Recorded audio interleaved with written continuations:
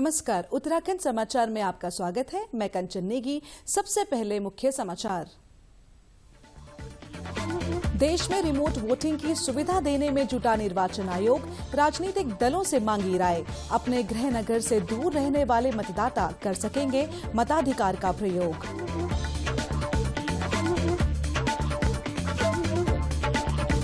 मुख्यमंत्री पुष्कर सिंह धामी बोले, खिलाड़ियों को हर संभव प्रोत्साहन दे रही सरकार। देहरादून में राज्य स्तरीय खेल महाकुंभ शुरू, 13 जिलों की विभिन्न टीमें कर रही प्रतिभाग।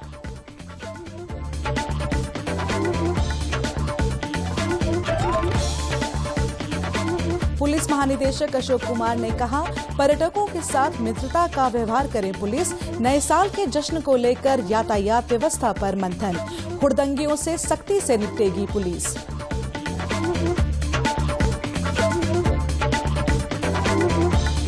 और प्रदेश में शीतलहर से कड़ाके की ठंड। हरिद्वार और उधम सिंह नगर में कोहरे का प्रकोप। चमोली में कई जगह झीलें और नलों का पानी जाम। अब समाचार विस्तार से। भारत निर्वाचन आयोग ने अपने गृह नगर से देश में अन्यत्र बसे नागरिकों को रिमोट वोटिंग की सुविधा देने पर काम शुरू किया है। इसके लिए आयोग ने prototype remote electronic voting machine विकसित की है। ये एक रिमोट पोलिंग बूथ से ही 72 तक निर्वाचन क्षेत्रों का मतदान करा सकती है। इससे प्रवासी मतदाताओं को देश में कहीं से भी अपने गृह निर्वाचन क्षेत्र के लिए मतदान करना संभव होगा। आयोग ने बहु निर्वाचन क्षेत्र प्रोटोटाइप रिमोट ईवीएम की कार्यप्रणाली का प्रदर्शन करने के लिए सभी मान्यता प्राप्त 8 राष्ट्रीय और 57 राज्यीय दलों को दिनांक 16 जनवरी 2023 को आमंत्रित किया है। इस अवसर पर आयोग की तकनीकी विशेषज्ञ समिति के सदस्य भी उपस्थित रहेंगे।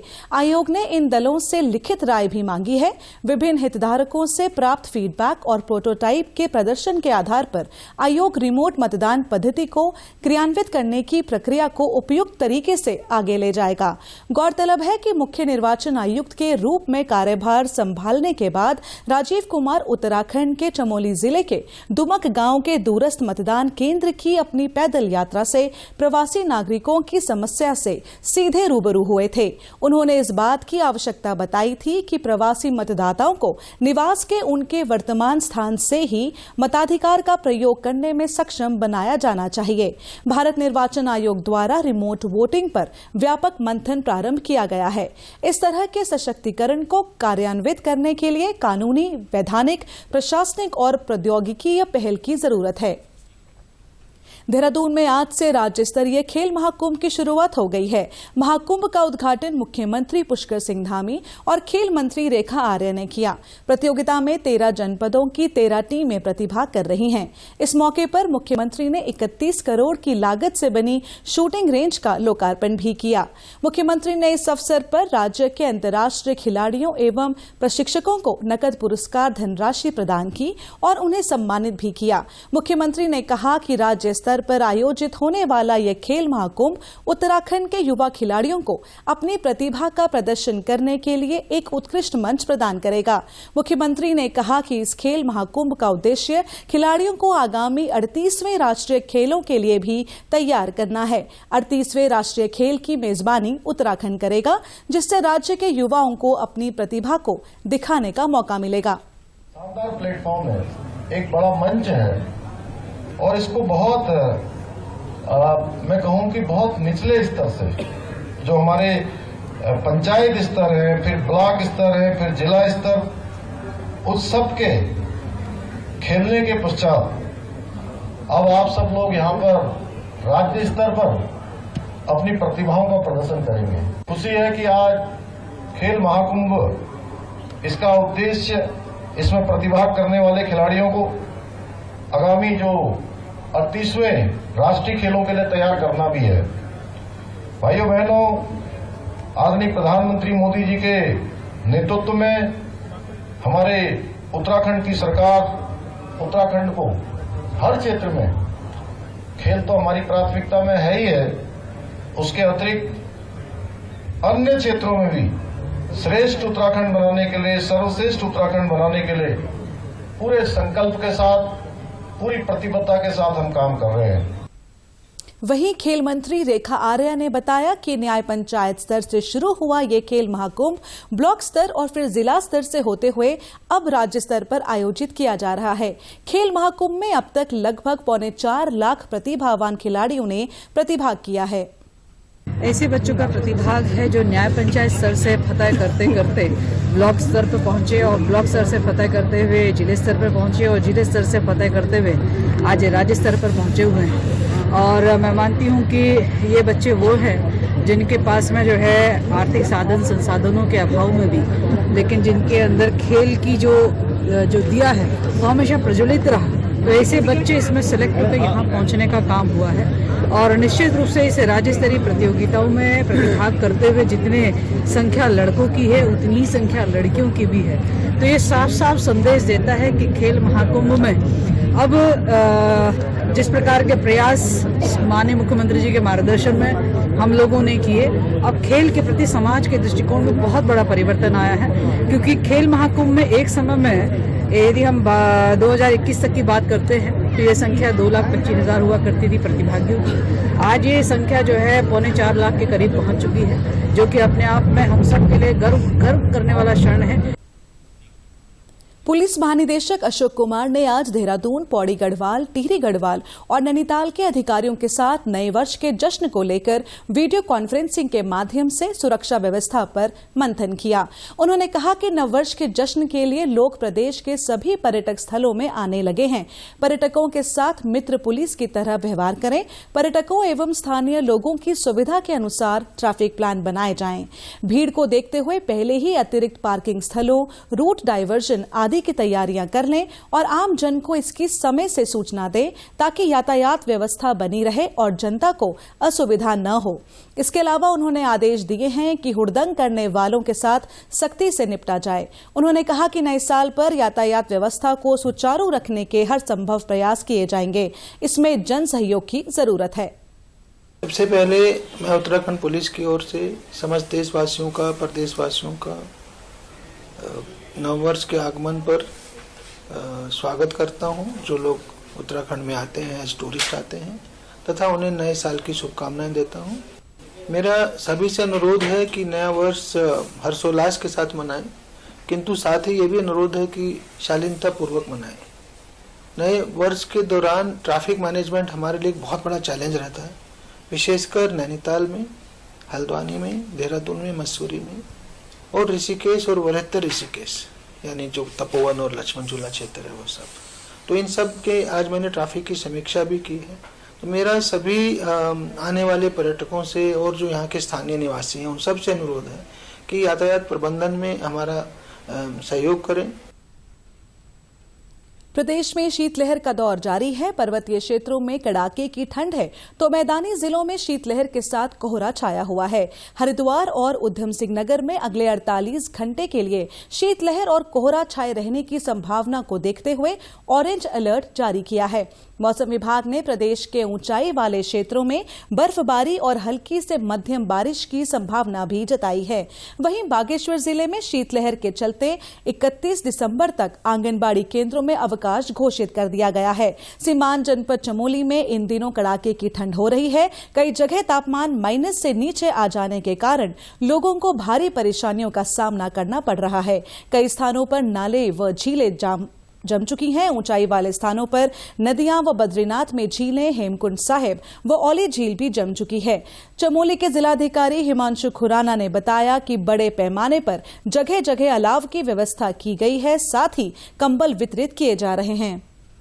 सभी हमारी जो नगर पालिका है, जो भी ऐसे बसावट वाले क्षेत्र हैं उसमें संबंधित चाहे एलबी है चाहे ग्रामीण क्षेत्र है, तो अलाव जलाने के लिए निर्देश हमने दिए हैं। साथ ही साथ जो ज़रूरतमंद हैं, चाहे वो आवासहीन हो या इस तरह के जो व्यक्ति हैं, तो उनके लिए कंबल वितरण के लिए भी हमने बजट सब डिवीजन लेवल पर दे दिया है और वो है गतिमान है।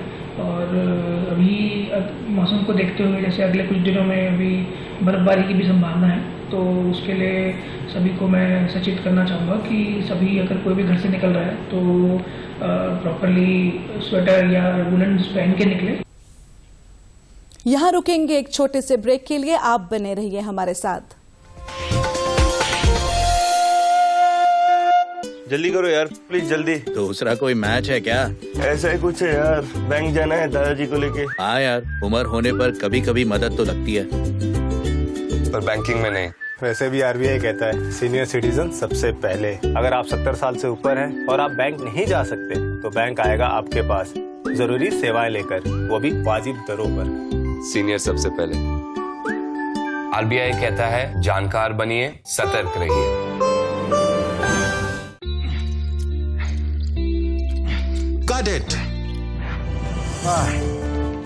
सोचिए, अगर असल जिंदगी में ऐसी हालत हो तो कितनी मुश्किलें होती हैं, लेकिन शुक्र है बैंकिंग के लिए नहीं। अगर आपकी उम्र 70 साल से अधिक हो या आप दिव्यांग हो तो बैंक आपको कुछ जरूरी बैंकिंग सुविधाएं घर बैठे बैठे दे सकता है। आरबीआई कहता है जानकार बनिए, सतर्क रहिए।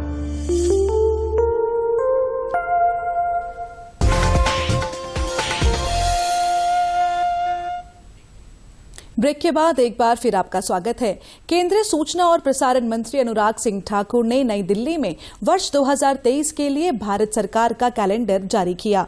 इस अवसर पर उन्होंने कहा कि यह कैलेंडर प्रधानमंत्री नरेंद्र मोदी के सबका साथ, सबका विकास और सबका विश्वास के दृष्टिकोण का प्रतिबिंब है। इस कैलेंडर में बदलते भारत, बढ़ते भारत के 12 बहुत ही प्रभावशाली चित्रों का संकलन है। ये कैलेंडर सिर्फ चित्रों का संकलन अथवा तिथियों का दस्तावेज ही नहीं, बल्कि बीते कल की उपलब्धियों पर गर्व करने के साथ साथ आने वाले कल के संकल्पों को सिद्ध करने का एक माध्यम भी है।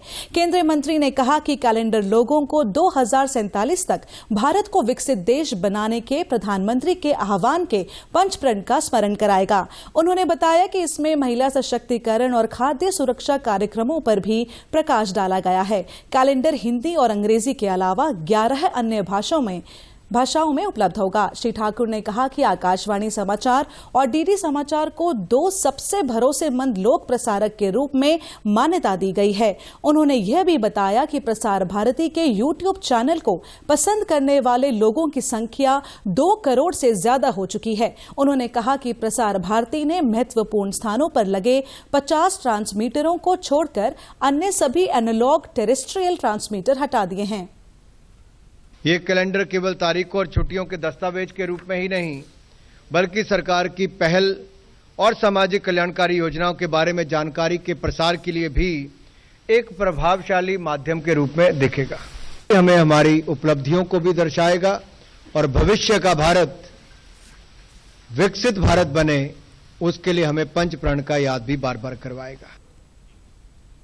मुख्यमंत्री पुष्कर सिंह धामी ने भारत सरकार द्वारा मोटे अनाज मंडुआ के प्रोक्योरमेंट की अनुमति दिए जाने पर प्रधानमंत्री नरेंद्र मोदी और केंद्र सरकार का आभार व्यक्त किया है। मुख्यमंत्री ने कहा कि केंद्र सरकार द्वारा मोटे अनाज के 0.096 लाख मीट्रिक टन की प्रोक्योरमेंट की अनुमति मिलने से राज्य में मिलेट, मोटा अनाज उत्पादन करने वाले किसानों को बड़ा लाभ मिलेगा। किसानों से खरीदकर मिड डे मील और सार्वजनिक वितरण प्रणाली के माध्यम से बच्चों और लोगों को उपलब्ध कराया जा सकेगा। इससे राज्य के किसानों की आय में बढ़ोतरी तो होगी ही, साथ ही स्कूली बच्चों और जरूरतमंदों को पौष्टिक आहार भी मिलेगा।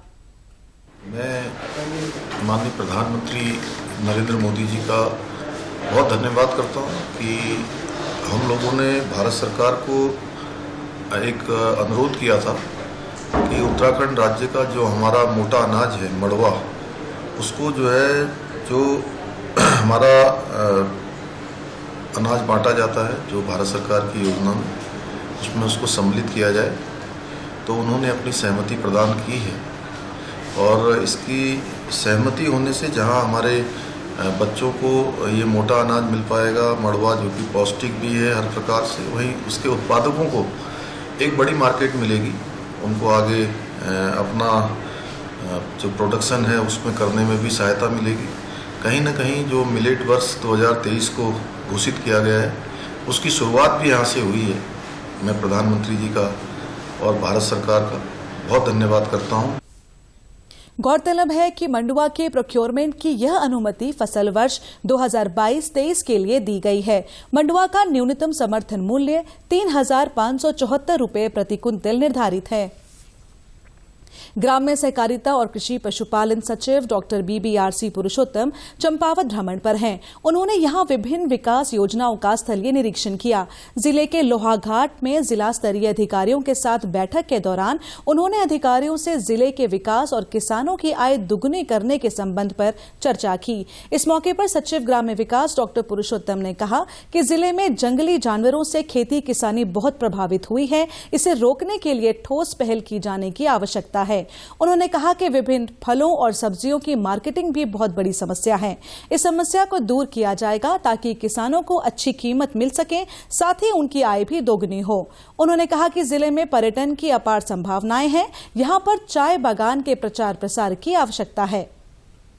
सारी फार्मर्स को और सारी स्टाफ को यहाँ पर बुलाया कि आप लोग हमको सुझाव दीजिएगा सो दैट हम क्या क्या नीति हम बनाएं कि सो दैट जो किसानों की आय है वो दुगना हो सकते हैं।